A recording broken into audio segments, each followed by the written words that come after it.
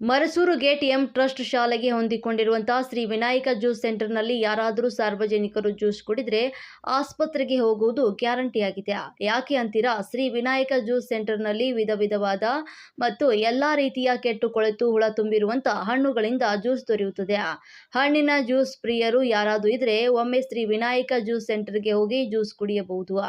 Shri Vinayaka juice ಸೆಂಟರ್ನಲ್ಲಿ ಅಕ್ಕಪಕ್ಕದ ಊರಿನವರು ಜ್ಯೂಸ್ ಕುಡಿಯಲು ಹೋದ ಸಂದರ್ಭದಲ್ಲಿ ಕೆಟ್ಟು ಹೋಗಿರುವಂತಹ ಹಣ್ಣುಗಳನ್ನು ಕಟ್ ಮಾಡುವಾಗ ಸ್ಥಳೀಯರು ನೋಡಿ, ಯಾಕಪ್ಪ ಮಾರಯ್ಯ ಕೆಟ್ಟು ಹೋಗಿರುವಂತ ಹಣ್ಣುಗಳನ್ನು ಕಟ್ ಮಾಡಿ ಜ್ಯೂಸ್ ತಯಾರು ಮಾಡ್ತಿದೀಯಾ ಅಂತ ಕೇಳಿದಕ್ಕೆ ಗ್ರಾಹಕರನ್ನೇ ಜ್ಯೂಸ್ ಅಂಗಡಿಯ ಸಿಬ್ಬಂದಿ ಅವಾಚ್ಯ ಶಬ್ದಗಳಿಂದ ಬೈದು ನಿಂದಿಸಿರುವಂತ ಪೂರ್ತಿ ಚಿತ್ರಣ ಇಲ್ಲಿದೆ ನೋಡಿ.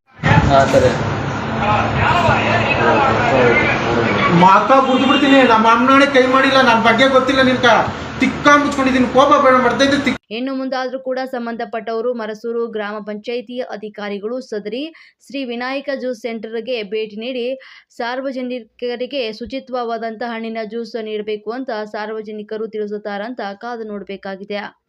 ವರದಿ ಗೋಪಿ ಅನೇಕಲ್.